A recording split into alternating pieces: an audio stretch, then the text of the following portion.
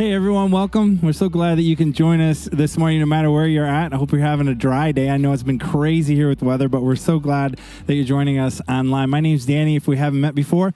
And today we are actually in the second week of a series called Living the Dream. Now, I don't know what that phrase means to you. To me, it always means talking to somebody, say, hey, how are you doing? Living the dream. You know, it's like kind of this almost sarcastic remark. But really today we're talking about what does it really mean to dream? Here's what I'd ask you. When was the last time that you sat and created space to dream about your life? God has dreams for his people. And so today we're going to look through the eyes of a person named Gideon. Steve Andrews, our founding pastor, is going to teach us today. One other event that I want to point your eyes to this week is this coming Wednesday, we're going to have baptisms. As you know, baptisms are the most incredible thing we get to do all year long. And so if you have been dreaming of being baptized, if you feel like God is leading you into that, man, we would just encourage you. There's still time. You can sign up. It's going to be right here at the Troy campus. And in fact, it's going to be outside on the East Lawn, and all of the campuses are going to be together. The last time that happened, years ago, our youngest daughter got baptized, and I have such fond memories. So come and join all of the campuses out on the East Lawn this Wednesday for baptisms. Even if you're not getting baptized, come and enjoy it. It's a beautiful community event. And so sit back and get ready. Just in a few minutes, we're going to start. So glad you're with us.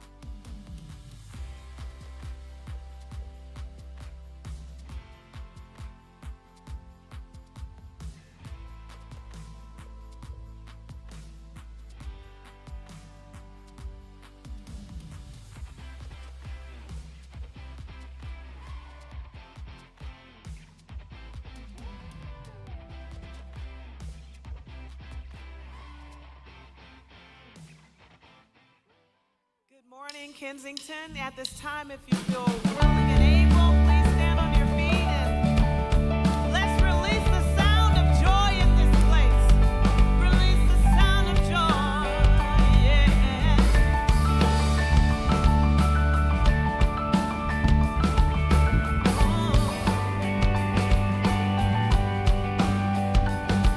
There's beauty in my brokenness. I've got true love instead of pain. There's freedom though you captured me. I've got joy instead of mourning. There's beauty in my brokenness. I've got true love instead of pain.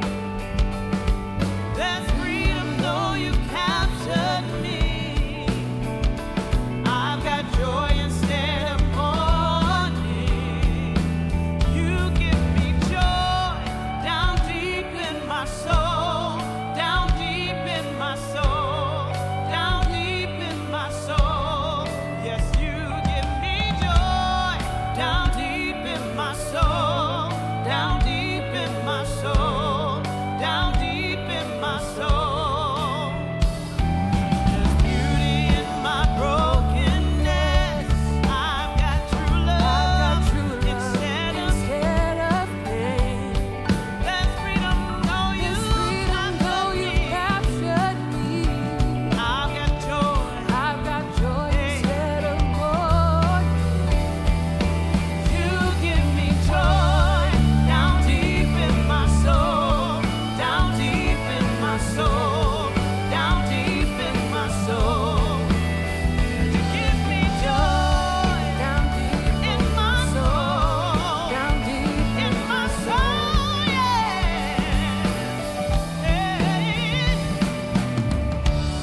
I never been so free, Lord, in your love for me. He loves me. Never been more secure. Hey, so glad he loves me. I never been so free, caught in your love for me. I've never been more secure, knowing your heart, Lord. I've never been so free, caught in your love for me. I've never been more secure, knowing your heart, Lord. I've never been so free, caught in your love for me. I've never been more secure, knowing your heart, Lord. You give me joy in my soul,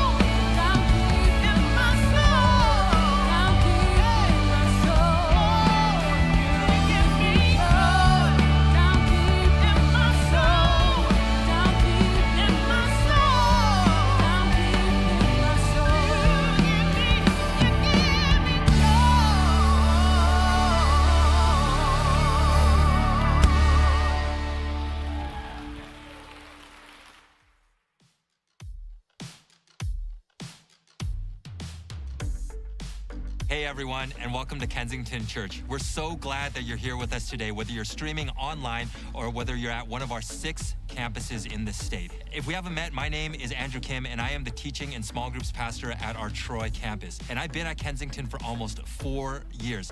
And I'm married to my wife, Robin, and we have 3 awesome kids, Eliana, who's 9, Isaiah, who's 8, and our little bulldozer, Mia, who is 3. And my favorite summer pastime is actually taking road trips with my family, and we do it every single year. So whatever you have been up to this summer, we hope that you've had a fantastic time thus far. And we are in the second week of our series, Live Living the Dream. But before we get into that, I want to invite you to two exciting upcoming events. And the first is baptisms, and they're going to be happening this Wednesday at our Troy campus out on the East Lawn. And this is a special event because all of our Metro Detroit campuses will be coming together for the first time in a very long time. And even though we've been fully opened and meeting in person now for several months, there are still friends from other campuses, you know what, I haven't seen in over a year.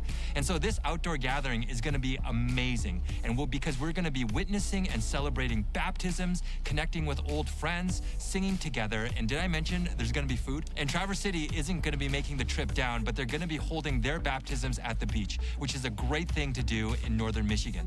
And so if you have any questions or you want to find out more about what it means to be baptized as a follower of Jesus, we'd love for you to visit kensingtonchurch.org/baptism. But we'd love for you to come out this coming Wednesday on the Troy lawn to celebrate all together. But something else that I want to let you know about is happening in August, and it's called Rock Your Family. And this is an opportunity for families not only to connect with one another, but most importantly, to connect with God. And in the past, we've had it over an entire weekend, but this year, we're packing all the fun and excitement into one day. And it's going to be at Covenant Hills Camp in Otisville, Michigan on Saturday, August 21st. I can't think of a better way to end summer than this. Laughing, having fun, and making some incredible memories. And my family is going to be there, and you'll probably see us ziplining on the rock climbing wall, as well as on the blob. And so we'd love for you to join us. And so for more information and to register, visit kensingtonchurch.org/RYF. And so let's get back now to week 2 of our series, Living the Dream. And I hope this series inspires you to dream big dreams and that God reveals to you what it means to live fully. Thank you, Andrew. Hi, everybody. It's great to be here. Oh, wow, thank you. Thank you. Those 3 of you that clapped, that was wonderful. All right. Hey, heck. I'm just wondering why Andrew didn't mention for the Rock Your Family camp that Steve and Paula Andrews are speaking. I thought that would have been like the key, the highlight of the video, as opposed to rock climbing or zip line, whatever. Anyway, grab your kids and grandkids. It really is a special thing. We've got Taylor and Joe Leal, who are going to talk about experiencing joy in the midst of the real challenges of life. And Paul and I are going to talk about well-being in the midst of the ups and downs of life. And so it's really going to be a great, great day. I also want to just celebrate what's going to happen on the lawn Wednesday night, where people are going to discover their most true identity in Christ, not in whatever's deep down inside of them, not what the circumstances of their life say, but who does God say? And this song we just sang connects that. The song that you're going to hear right now. And it's interesting, when I think this whole idea of who do you say that I am, we have a lot of phrases for each other. Like, I think to my life, I think as a kid, my Aunt Lucy thought I was really smart and really cool, and she called me the professor. And on my dad's side of the family, that's a name that has stuck with me to this very day among members of the family. And then I remember my high school basketball coach called me Dumbo, for Dumbo the Flying Elephant, because that's maybe some of my lack as a basketball player. And that was a pretty demeaning phrase. And I actually turned it into something valuable by leading the city of Memphis my senior year in foul outs. And just part of my incredible ability. But I think of the names that we give to each other sometimes when we're hurt or in the heat of the battle, or the things that we say to each other sometimes when under the influence of an extra drink of alcohol or some other moment, where those names or what people said we were become hurtful and painful to us. Are you with me on this? And all of us have experienced this. And so today we're going to look at the life of Gideon as a person who was really like us, trying to understand, like, who am I really? Like, what's going to be my story in the midst of the challenges of life? Who am I? Who does God say that I am? Who do other people say? What really matters when we come to that? Okay? So this next song is going to be right in the wheelhouse of where I hope we would go today. So listen carefully.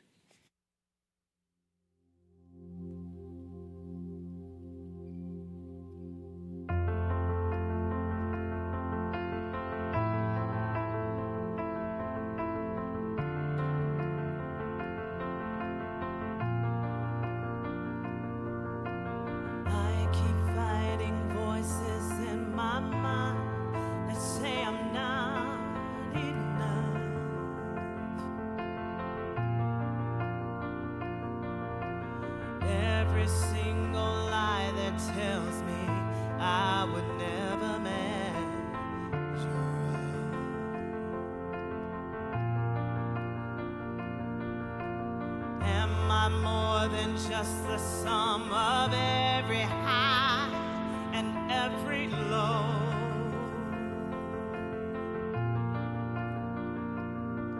Remind me once again just who I am, because I need to know. Oh, you say I am loved when I can't feel a thing. You say I am strong when I think I am weak. You say I am held when I am falling short, when I don't belong. Oh, you say I am yours, and I believe. Oh, I believe what you say of me. I believe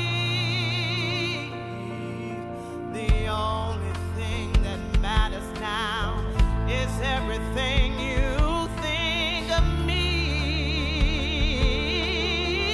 Oh Lord, what you think of me.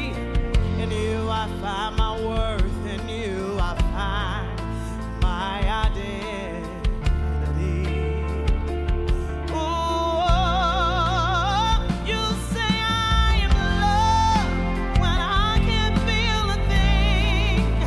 You say I am strong, sometimes I feel so weak. You say I am held when I am falling short, when I don't belong. Oh, you say I am yours, and I believe what you say of me. I believe.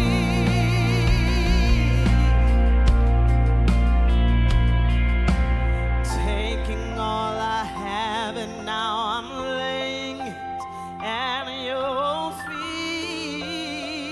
Everything, every hurt, every word. In you I find my worth, in you I find my identity. Whoa, you say I am loved, I can't feel a thing. You say I am strong, sometimes I feel so weak. And you say I am held when I am falling short, when I don't belong. You say I am yours, and I believe. Oh, I believe what you say of me. I believe. I believe. Oh, I believe what you say of me. Yes, I believe every word that you say of me. I believe what you say of me. Oh, I believe.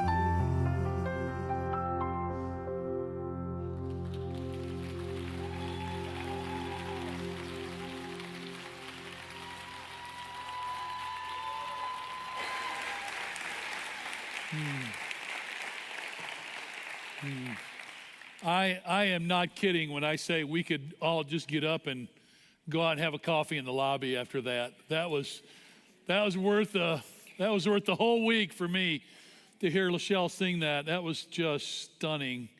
And it's true. If the Bible's true, this is what God says about us, and for us to claim that. In fact, I wasn't going to tell this old story, but I was thinking of what are the moments that define your life. We have this live training, which Michaela is going to talk about in an interview on video in a little bit, but where it's all about what's your identity? Who does God say you are? And how does that get lived out? And that's a thing we offer to people here that we learned from Dave Gibbons and the team of people. And it really is an amazing thing to sit down with a group of people and to think back on the moments of your life that started to shape your identity. And as we were singing, all of a sudden I got thrust back to January of 1969. 12 years old.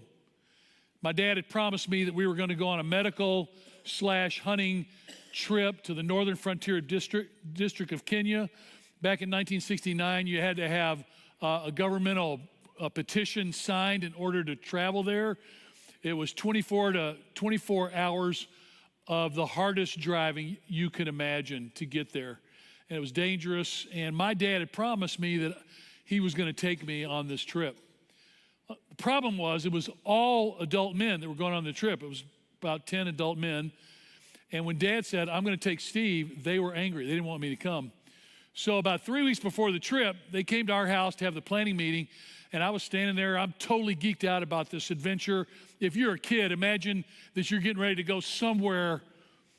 So this was literally a place where there were tribal groups that had never seen a Caucasian. Be surrounded by thousands of people going into a completely remote area where for us coming in to see them, we were like Martians coming in. It was an incredible experience. And all of a sudden, one of the men says, hey, Chubb, we've been meaning, my dad's name was Chubby, and said, Chubb, we've been meaning to talk to you, but one of the other guys that we've been really reaching out to, we wanted him to come, has told us that he can come, and so Steve's not going to be able to go on the trip. And when I heard that, I crawled to my little back bedroom in our 800 square foot cement block house we were living in the Aberdare Mountains up in outside, about an hour outside of Nairobi. And I just went in my bedroom and sat on my bed and cried.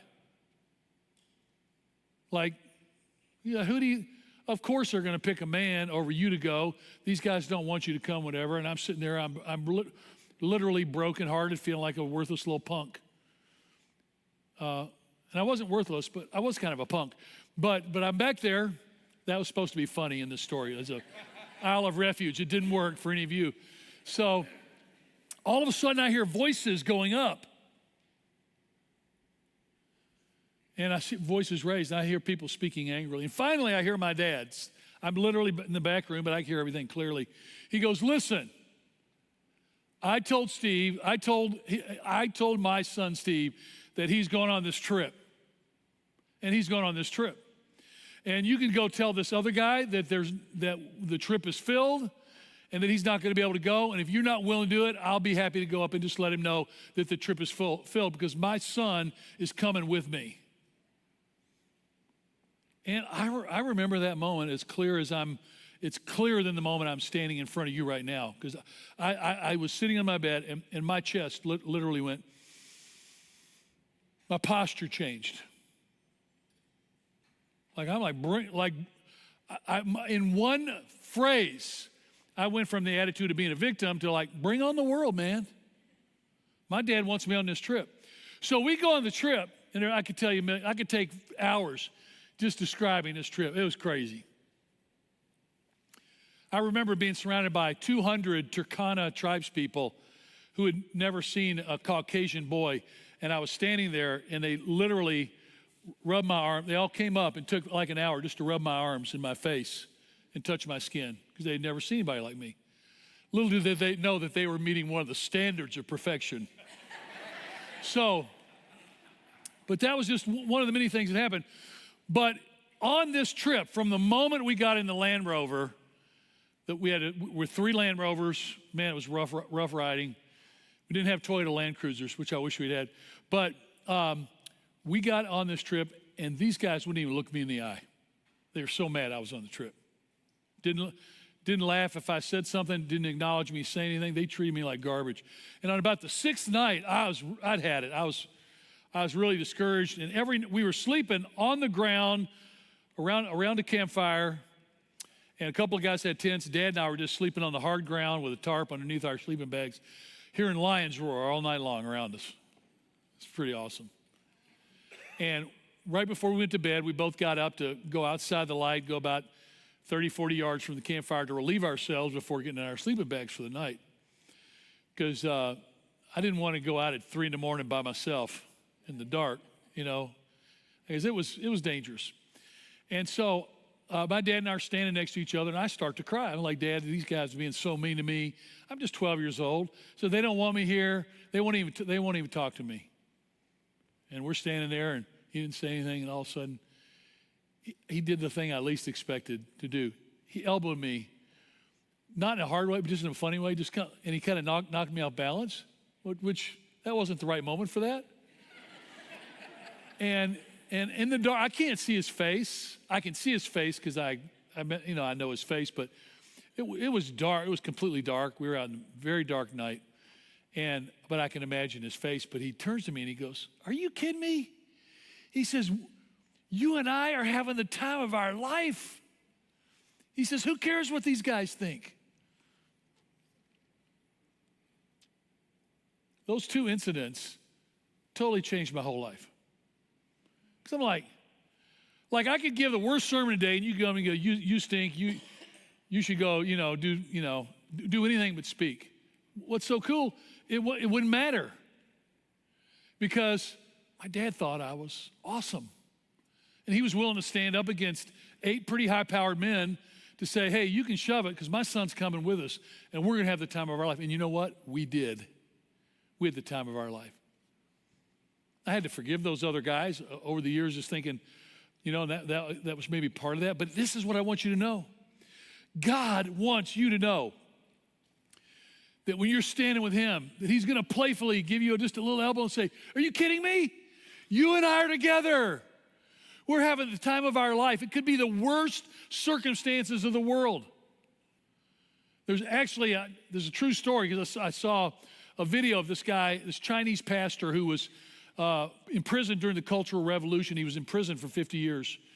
And he told the story once he was let out of prison, where they had him go into the cesspit where all the human waste of the prison was every day, and have him shovel human waste out of this pit. He'd be up to his waist or his chest sometimes, that deep, shoveling waste. But the guards wouldn't come near.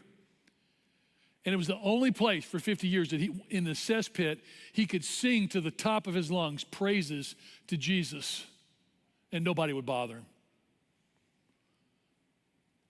I'm telling you, you get this identity thing square with Jesus, it's not going to stop you from making terrible mistakes and being dumb, whatever, but you're going to know you're valuable. And this is what God wanted Gideon to know. That's why this has been one of my life themes forever. Hope, Proverbs 13.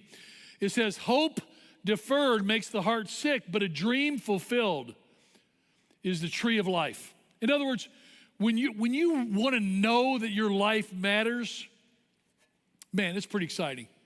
You got a job to do. You got a mission to do. I've got a daughter right now who's up in New York, got a really, really successful job, but it's not her calling. So it doesn't matter how much money she makes, because she knows enough of her identity with God that God made her for something more, and God made you for something more. Don't leave here today. I am not worried about how many mistakes you've made. From this moment, Jesus wants to take you and say, you've got a mission and a purpose that's bigger than you. And so that's what we're going to talk about today. So let's take the offering, and we're going to receive the offering, and I want to celebrate again our identity as a church of being on mission with the world and with what God is doing in the world. It's pretty exciting. I want to say over this last year and a half, incredible things have happened. I want to thank Danny Cox and Jim Mays especially for great leadership during this time. But I was thinking just this summer how above and beyond our regular giving, Kensington people gave $250,000 for Jaya to outfit the hospital that we built years ago in Davlas Varam Rajamundry area. And then a month later, you gave over $300,000 to help launch our goal of launching 1,000 churches in remote areas of northern India. And then last Saturday, we did the Hope Water Project, and we're almost to $75,000.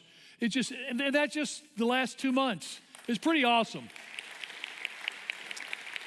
And because we get to live for something bigger than ourselves. Because here's the thing I want you to know as we get to Gideon's life. If you never resolve your true identity, guess what you spend your life doing? Thinking about your identity. The cool thing is when you know what Jesus says about you, you don't think about your identity anymore because it doesn't matter. You know who you are. Then you go think about how you can be a blessing to other people. That's what Annie Laser did. Anybody watch Annie Laser she's a Kensington girl from the Groves, Birmingham? She won the 200 meter, she won a bronze medal in the 200 meter breaststroke. And her dad was in a small group with me for 16 years. He died in his sleep suddenly and unexpectedly 2 months ago. So she had to go to the Olympic trials in total grief. She won the 200 meter breaststroke, beat Lily King at the Olympic trials. And then she came from behind in a miraculous race. But here's the amazing thing about Annie Laser, because she knows her identity in Christ. The South African girl won the gold medal and set the world record. And at the end, Annie didn't celebrate at all. She just turned to the girl, South African girl, was like, "You're amazing." You could see her say it on television. "You're amazing. You did such a great job." In her greatest achievement of her life, she was thinking about the girl from South Africa. And then later, she and Lily King were interviewed on international television, and all she did was talk about how awesome Lily King was and what a great person she was. What does that tell you about Annie Laser? She has a strong sense of identity because she doesn't have to think about her identity. She's free to think about other people. This is really cool. So, when we think about Gideon, this is the principle, and Jeremiah Roy did a great job writing the message for all of us today, and I love so many of his notes. God's voice is bigger than our circumstances. That's really a theme for today. I know that some of you are in a tough situation. I know that a lot of us are struggling with trauma, things that haven't gone our way. And I think when I heard on the news that they were talking about this fall about us starting to lock down again, man, I just like, anybody else? I mean, I literally went into depression for 24 hours. I'm like, oh my gosh, oh please don't. I'm not judging the decision. I don't want to do that. You know, I want to be free to enjoy my life, right? But we're living in these disappointments. That's what Gideon was facing. So let's hear how big God's voice is. Look at Judges 6:11. Then take the next 20 minutes and just have some fun with this. The angel of the Lord came and sat down under the oak in Ophrah that belonged to Joash the Abiezrite, where his son Gideon was threshing wheat in a winepress to keep it from the Midianites. Now, if you were here last week, you remember that we were talking about how the Midianites would come at the end of the harvest for 7 years in a row, and they would steal all the harvest. They'd come in their camels. They were fearsome warriors. They were overwhelming numbers to the people of Israel, and they had over 7 years just basically stolen the dream of the people of Israel. And if you were just reading the Bible at face value, this verse wouldn't mean anything to you, that Gideon was threshing wheat in a wine press, unless you knew what a wine press was. A wine press sometimes would be a big vat where you'd cure the grapes and you do all the stuff. Or sometimes it would just be a low, kind of stony thing settled down into the ground like in a pit. It was like in a pit. So normally when you thresh wheat, where would you thresh it? Out in a field. And you'd go where there was wind, and you'd throw the wheat up in the air, and the wind would blow the chaff away, and you'd have your wheat. Well, he's hunkered down in a barrel or in a little indented pit, and he's threshing wheat like this. I don't know if he had a fork or what. And he's hiding from the Midianites, and he's really discouraged. Wouldn't you be after year of disappointment? And the angel of the Lord appears to him. Now, for those of you that are new to the Bible, one of the most wonderful studies you could ever do in your life, you want to know what Jesus Christ is like, or what it's like for God to intend to reveal Jesus in human form to us. Study in the Old Testament, that's the part before Jesus shows up, where the angel of the Lord would show up. Because he would show up in visible form. And he would talk to people. He'd sit with people. He'd eat with people. It was like a foreshadowing of what Jesus was going to do when he came. So the angel of the Lord comes and sits down under a tree with Gideon. It's pretty awesome. But Gideon's scared. He's hopeless. He's hiding. His emotions are wrecked. His actions are kind of weak, and he doesn't have a future. And the angel of the Lord appears to Gideon, verse 12. You're going to love this. This is got to be a top 10 verse in the Bible. So here's Gideon. You know, he's flicking the wheat. And all of a sudden, the angel of the Lord shows up. He's by an oak tree. And he goes, "The Lord is with you, mighty warrior."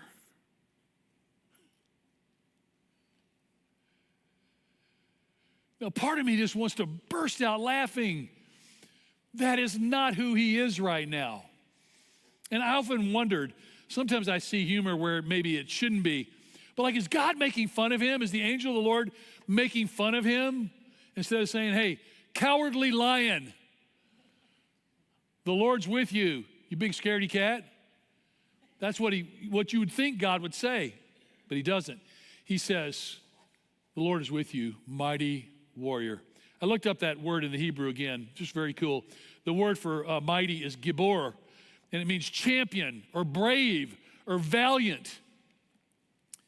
It's the opposite of what he's doing. Isn't that fun? Somebody just tell me that's fun. That's cool. So like, you could have come in here today, or you're watching the stream and you think your life is really out of whack, or you're a failure, or you've made whatever. I want you to hear what God says to you. God says, "God, I'm with you. And I think you're mighty. I think you have incredible potential to do something marvelous with your life."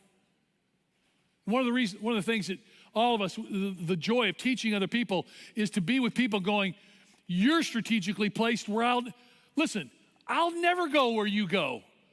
I don't know the people you know. I can't have an impact where you are. You're completely unique in the world. You're a mighty warrior, man." This word warrior meant a force or an army, so he's really saying, "Hey, you're the champion of my army." And he's hiding in a barrel. Guy's threshing wheat in a barrel, maybe literally. But God's not making fun of him. God is seeing him for who he really is. Now, this is what's really so appropriate for our lives. Do you know what Gideon's name meant? It's crazy. Gideon's name literally meant cutter. Someone who cuts brush, or someone who like threshes wheat. So don't name your kid Gideon. If you are Gideon, think of the Gideon that God saw, the mighty warrior. Because the Gideon that his dad saw was his youngest kid, and he says, "Okay, I got you. You're not much, but at least I'll let you cut the dead brush, and I'll let you cut wheat. That's going to be the big vision of your life. So go enjoy it."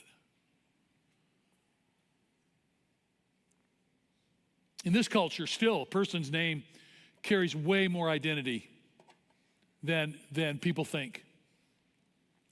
Your name says, your name all throughout history was to say who you were and who you belong to. I love the fact that in almost every culture, if I had grown up in Sweden or Norway, my name would be Stephen Williamson, right? Stephen Williams' son. I'm William, Chubby Andrews' son, right? This whole idea of who you are belonging to a name. I remember when I named my son Stephen Jeffrey Andrews Jr., I did it because I loved my name. I loved how my name came about. I didn't realize the digital world was going to make it miserable for every junior in the world. Because the digital world demands exact definitions of names.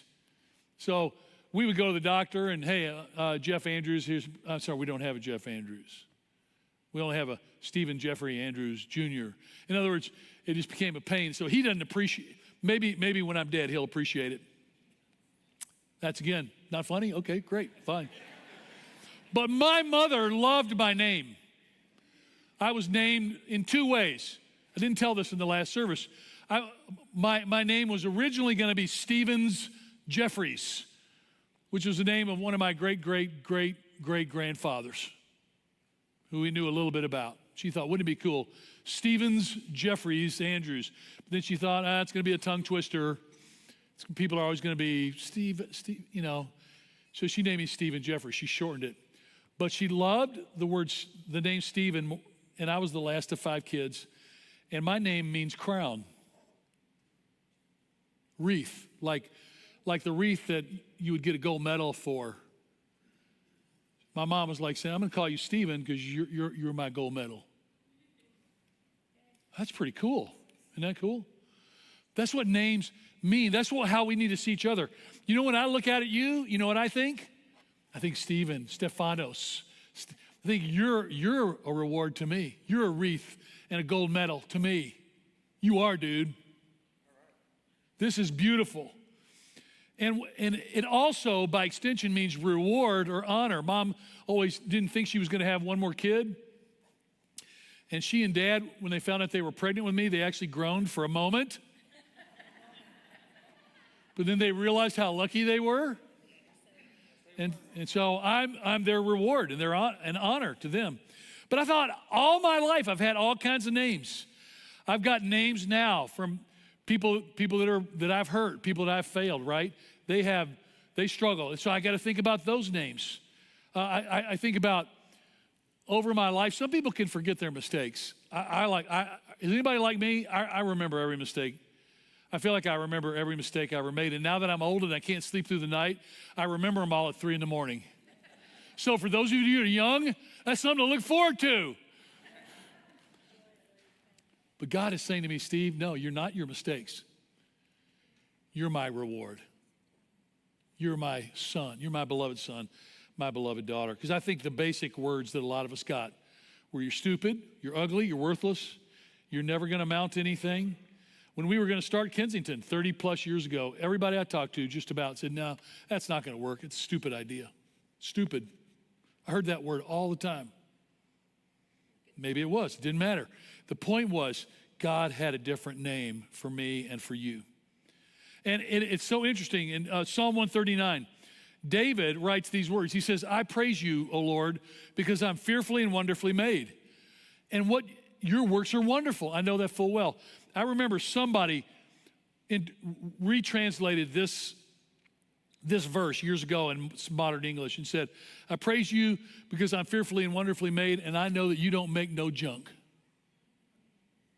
Like you don't make junk. You make good stuff. You make beautiful stuff. And so even scientists who would be atheists let's say you have scientists who study the human body who don't believe in the existence of God. When they look at you, if they would take anybody in this room and study your DNA and study the uniqueness and the complexity of your human life, do you know what they feel? They feel awe.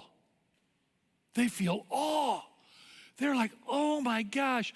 You ever tried to, it took like thousands of scientists years to unravel, to define the DNA strand that's in the human body? That you got one tiny part of your DNA that has enough information in it to fill the Detroit Public Library? In one little strand of your DNA, you're fearfully and wonderfully made. And the writer of the Psalms knew that. Guess what? Gideon didn't really know it. He didn't know that his true identity allowed him to live without fear, allowed him to live with courage, allowed him to admit mistakes. It allows us to step into life when we feel like we're not enough. Let me show you a story. Michaela was one of our interns. She's an incredible Kensington young woman, but this was her story. Her story was she was living her life without knowing her true identity. And some of you are there today. And we're all battling with this. And so this story, I hope this will be a remembrance. You could go back to our website, our app to watch this again or share it with another person. But here's one person's story of discovering their true identity. So Michaela, thank you for being willing to share your story. First of all, let's talk about your kind of preteen, teenage years. So I didn't grow up in the church. That wasn't an aspect of my life, but I did grow up playing soccer. So I played since 2nd grade up until junior year of high school. And after any game, my dad would just, have that fatherly talk in the car and be like, oh, you should have done this. I wish you played more like so-and-so, and like give me all this criticism, to where it felt like I wasn't good enough for him and that I was just like disappointing him on the field all the time. And then on top of that, also, I have a younger brother, and I just like grew up with the impression that my mom loved him more than me. So I just felt like I was like worthless to her and like unlovable to her. And as a 12, 14, 16-year-old going through that, that's a lot to carry. Yeah. In your time at Kensington, anything happened there during those times? Or did you think of anything? Like, what was God to you at that time? So in high school, God wasn't anything to me. He was just, I just went for my friends, like solely for my friends, because it was fun. But it wasn't until college when I took a literature class and we read parts of Genesis. So I heard Noah's Ark and Adam and Eve, like those stories for the first time, which is interesting because I was like 19, 20 years old, never heard of that, to where that sparked an interest. And I was like, maybe like people are onto something, but I don't know. So I like found myself back at Kensington to find answers, to see if God was real. So then, through Kensington, you see a friend who's part of the internship program. Yep. So explain that conversation and what happened. One of my friends was like, oh, I'm doing the internship at Kensington. And like, I didn't know anything about that. So I was like, oh, that sounds really cool. But I had one more year of college left. So I was like, oh, I can't do it this year. So I waited until I graduated college to do that. And yeah, did the internship in 2019. So you're in the internship program, which is just a fantastic program. Yes. So many great success stories with that. They take you to this event called Live Training. Yes. I got the memories of my dad and I in the car on the way home from soccer, and like I was reminded of like, oh yeah, I did like grow up with this lie that like I am unlovable and unworthy, and then also just like the memories of like my mom and I, and how I didn't feel really loved by her either growing up. So then after we share our stories with everyone in our group, it gives everyone else an opportunity to speak like life into you and like positive words into you. And someone in my group spoke the word royalty over me, and I've never heard that like spoken over me before, so like that really stuck out. And I was like, well, what do you mean by that? And she told me that, first of all, like I'm a daughter of the King, Jesus Christ, and that I don't have to work to earn anything. Everything's already given to me through his inheritance, and that like the crown is already mine. So we had two Kensington ministries. We had the internship and then Yes. this Live Training. Yeah. And then there's a third one. It's called our Move Out Network. Yep. And so God placed a dream within you. Tell us about that dream and how that came to realization. So my goal, or my mission that like I felt God placed on my heart at the time, was to make sure that everyone I encounter knows that they are loved, knows that they are worthy, and knows that they are royalty and like daughters and sons of the King. So that was my like overall mission, and I just have a huge heart for kids. I want them to never experience the pains I felt growing up of like not feeling loved or worthy. So I actually started my own move out team, Breakfast Buddies, at our school partners, Rogers Elementary. Rogers gives free breakfast to all the students every morning. So I took a team of 1829ers, a young adult ministry at Kensington, to go there Tuesdays and Thursday mornings for literally 30 minutes. And we would just sit there and talk to the kids while they ate, and like provided them an outlet to have someone just like really listen to them and like just see them and love on them for a little bit in the morning. So the internship is over. Yes. And then you have to grow up and enter I the know. real world, which you have done. And now I am a toxicology lab tech, which is now I'm using my degree, which is fun. And now I don't have the margin of going to Rogers in the morning because I work every day and early in the morning, so I don't have that time anymore. But I'm still involved with Live Training, so I'm one of the guides now, which has been really fun and kind of like a full circle of my experience of someone speaking life into me, and now I get to like guide others and like speak life into them, and praying that I had the same effect that someone had on me. We were in the series called Living the Dream, looking at the life of Gideon. So I want to read a passage out of Judges Okay. on the life of Gideon, and then I want you to respond, how does that impact your life, or what do you think about your own life after hearing this story? Okay. The Lord turned to him and said, "Go in the strength you have and save Israel out of Midian's hand. Am I not sending you?" And this is Gideon. "Pardon me, my Lord, but how can I save Israel? My clan is the weakest in Manasseh, and I am the least in my family. And the Lord answered, I will be with you. How does that hit you? I feel like I'm the weakest in the clan. Just like not having that biblical background of going to church or anything. Like when I first started my faith, I was like, oh, I don't know enough. So I felt like I was less than in that. And then just my like childhood of growing up with my parents and like me going into the internship and like not really having the support of my parents. Again, I feel like I'm like the less of the clan, and it's been really cool because like God has been with me through this whole journey, and like I've grown and I've become a lot stronger with him, and like that's really powerful that like God can do that alone.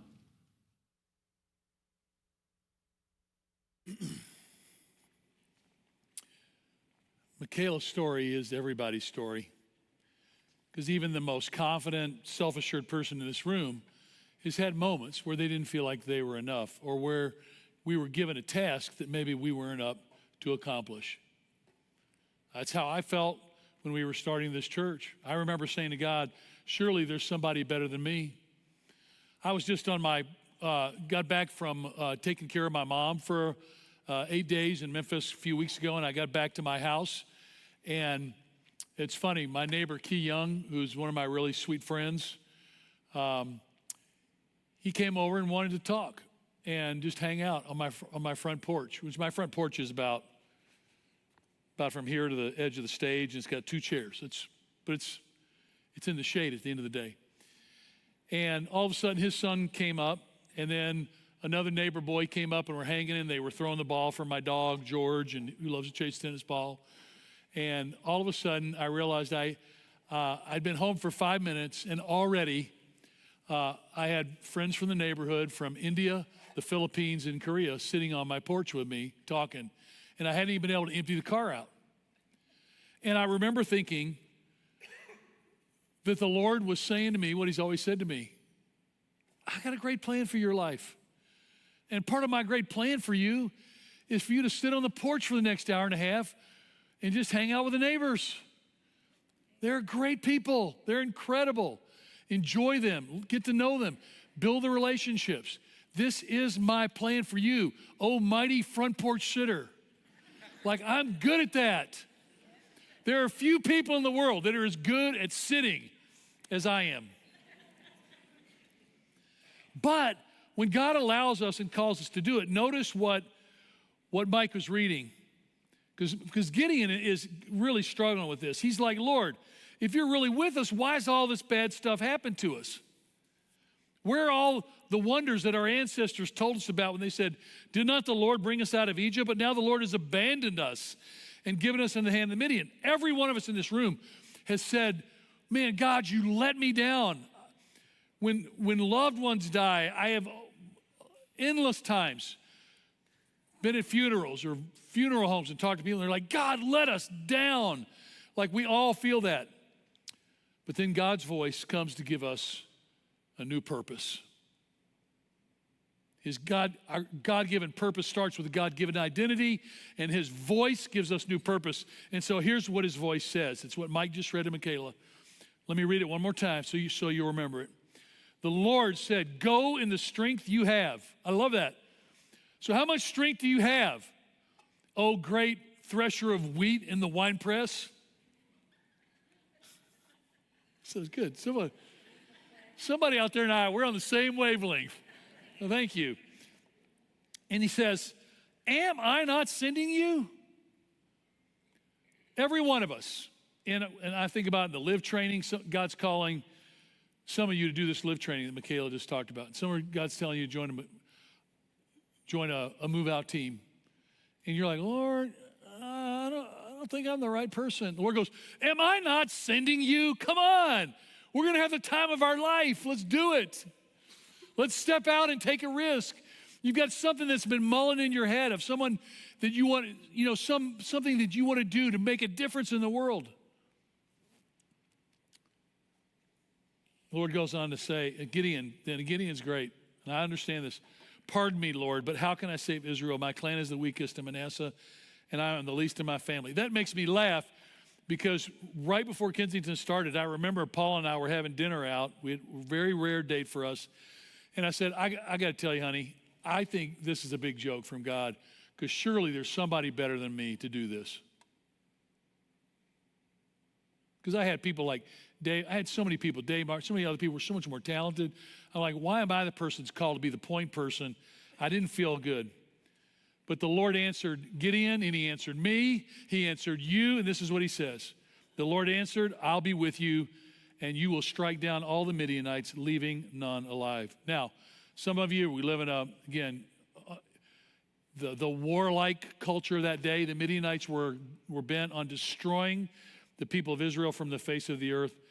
God says, I'm going to raise you up to defend and strike them down. But the key is, I'm going to be with you. Mighty warrior. So here's my challenge to you as we're just wrapping this up. Michaela is living out her identity. And guess what? So are you.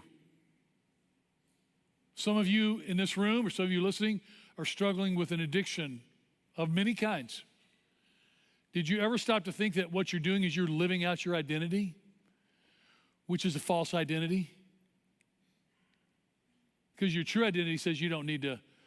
God says, I've got a plan for your life and I got something for you. You don't have to live in that. Some of you have been stuck in anger for years or unforgiveness. Guess what you're doing? You're living out an identity that God never intended you to have. Listen to him say, and again, when you get to the New Testament, you realize that Jesus says, I don't call you servants anymore. That's what big shots do. He says, I call you my friends, and I tell you everything. God says, you're my beloved son to Jesus, and Jesus lets us know that we're part of that we're God's beloved sons and daughters. And so part of it is learning to listen to God's voice to say, I'll be with you. I want you to know that God's voice is for you. Judges 6:16, again, remember this phrase. Take a screenshot of this, will you? And just think about this. The Lord is answering you, whatever your circumstances of life. I'm with you. I'm going to be with you. I'm not going to leave you alone. I'm going to be there till the journey's end. Last Saturday, funniest thing, I just thought it was a cool moment. Erin Brissett is our campus director for the Birmingham campus, and she's one of our leaders of our global partner engagement. And she leads the Hope Water Project for us now. And she's been kind of new to that the last year. But man, I mean, she is energy personified. So we got all these people running, we got people serving, hanging out. It's a really fun day. Is the 5K, first person that comes around, the winner of the 5K, Erin's on the microphone at the finish line, and she's going crazy. Wow, here comes Bill. Unbelievable, Bill. What a great job, you know. And then 45 minutes later, here comes Basil and Mervet Dino and other people. And of course, I can make fun of them because all I did was stand and look good at the finish line. So she, about midway through the 5K, all of a sudden she stops. She's got the mic in her hand. All of a sudden she pulls the mic and she goes, should I not be doing this? Should I shut up? Wow. If you meet Erin, she's super confident, incredible person. But all of a sudden, she's living out her identity as mighty warrior. And all of a sudden, she hears a voice in her head. Oh, you're talking too much. You're just blabbing. Come on, lady, shut your mouth. Where does that voice come from? And you know what I told her? I said, you're the best MC we've ever had. And so she just went back to, yeah, way to go, yeah. And you know, and because she's like, no, okay, for a second I forgot who I was. Now I know who I am. I'm the encourager of the Hope Water people right now. This is what God's called me to do. Ah! And she was fantastic. You know what the tragedy in the world is? When people hear that dirty, nagging voice, it says, no, you're a piece of crap. You're garbage. You're over there threshing wheat in a wine press barrel, you loser. But you know what? Jesus comes and looks at you and goes, man, I got a plan for you. You're awesome. Your life's not over. Man, I'm working. You're my beloved son. You're my beloved daughter. You are my mighty warrior. Gabriel, I forgot what it was in Hebrew. Okay, I was gonna be really cool to say the Hebrew phrase. Totally butchered it. Darn it. Okay. Okay. God wants you to know that the fears that are all around you cannot stop you. And they cannot deny the truth that you were fearfully and wonderfully made. You have a unique and great impact to make in the world. Whether it's sitting on your porch or taking the microphone at the Hope Water Project and cheering your brains out for people, everybody's got a great call and great purpose, and only you can fulfill that purpose. And I want to finish with this. Psalm 121 says, I lift my eyes up to the mountains. Where does my help come from? Man, I love this. I read this psalm over and over when my dad died. The Lord will keep you from all harm. He will watch over your life.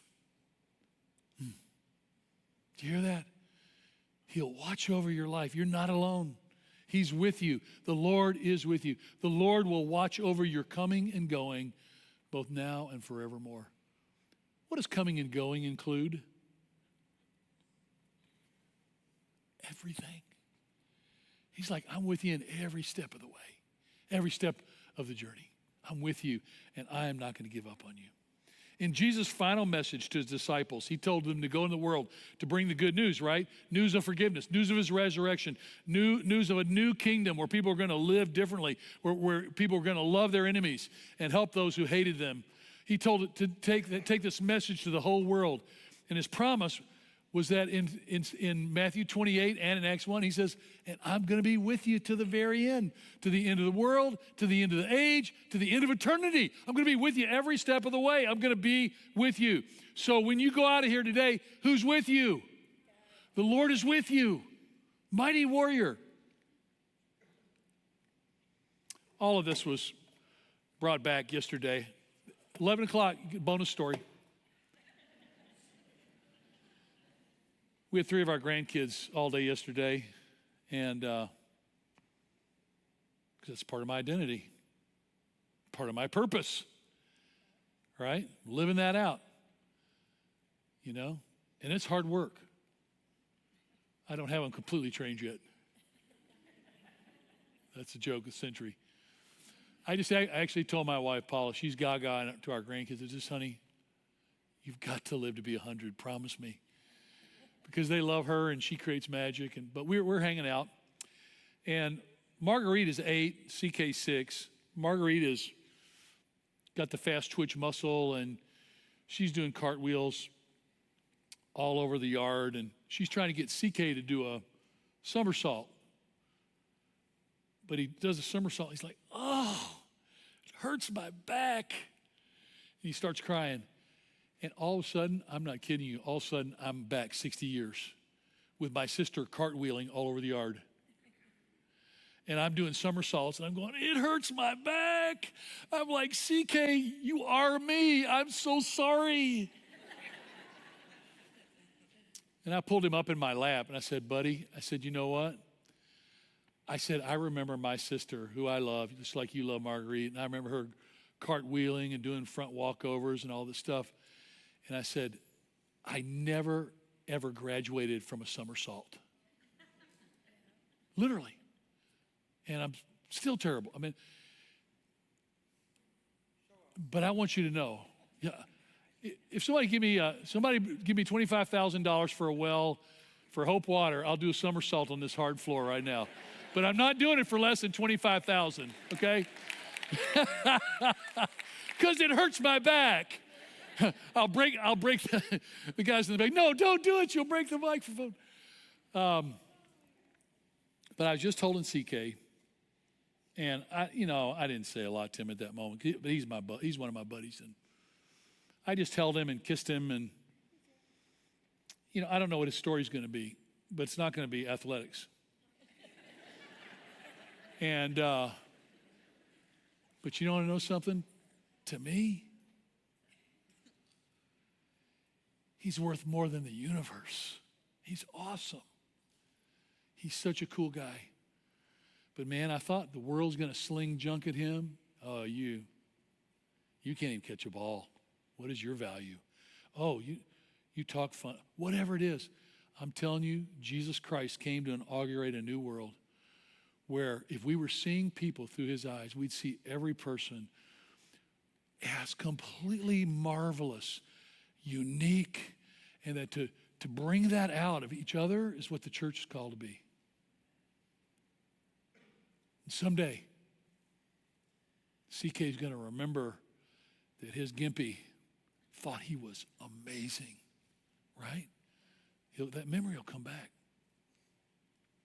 And this last song is a perfect illustration of what God wants you to hear today about your identity. As you hear this song, as we wrap up the day, I want you to listen for the words that Jesus is calling you, because when Jamie Winship was here some years ago, he talked to us a lot about what are the names that God has a new names for us all the time, because he's building new stuff and just hear those names. And if you're hearing negative words, I can promise you they're not from Jesus. They're not. But hear those words of beauty that Jesus is speaking to you. Okay, Lord, thank you. Thank you for this wonderful hour to get to hang out with these incredible people I love and appreciate. Lord, you're using the men and women in this room and on this stream. People have a heart for the world and a heart to love and a heart to care, a heart to give, a heart to forgive, a heart to believe the best. Lord, you're doing this in us. And sometimes the work's not as fast as we'd like. But it's just so good to know that you're not finished with us and you're never stopping, and that you're with us to the very ends of this journey into eternity. We thank you in Jesus' name. Amen.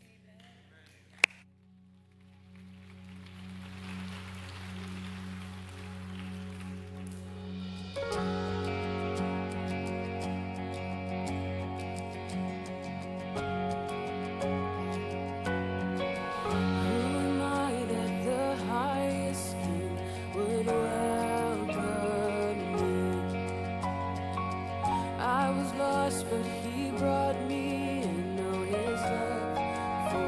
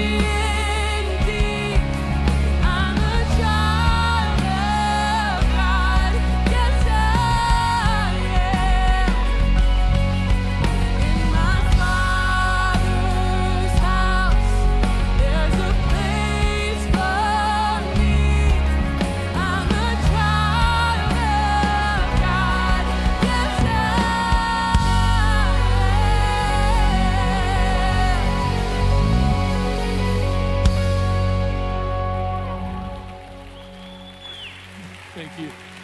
You guys are just, wow. I would really encourage you this week to, if you're having a bad moment, or even if not, go back to the Kensington app on your phone and pull up this service today. You don't even need to listen to me, but listen to these 3 songs that these 2 amazing women sang today from at the beginning of the hour till now. It's like everything you need to know. It's like the whole sermon of the truth of the Bible is wrapped up in those, in who God says that you are. And I want to tell you, if with your spouse, with friends, with your children, with your parents, with people at work, boy, if we could package today and go out there and see people like go, man, I see the worth. I'm starting to see the worth that God sees in you, and it's amazing. And we start to see that in each other. Wouldn't it just be, it would be so off the charts phenomenal if we, and my wife, if she were here, she would say, she was a Kensington Kids staff person for 26 years. And she'd say, you know, when a kid was really acting up, one of the things that when she would get him calm, one of the things that she would always do is she'd always try to get him calm enough where she could put her hands on the sides of their face and just very gently hold their face and get him to look her in the eye, because she wanted to tell them how infinitely precious they were. I thought, this is what Jesus came to say to us, and that we have a chance to say this to the world. So mighty warriors, wherever God leads you out this week, if you've never trusted Jesus, he's calling you. He loves you. Maybe you're going to be baptized Wednesday night and celebrate that. It's a new name, forgiven, resurrected, eternally loved by God, safe, secure, protected, all these things. And then some of you need to step into that live training. Would be absolutely incredible. Well, I can't tell you how much fun it's been here to be today. I'll see you soon. Thanks for incredible joy. Let's do it. See ya.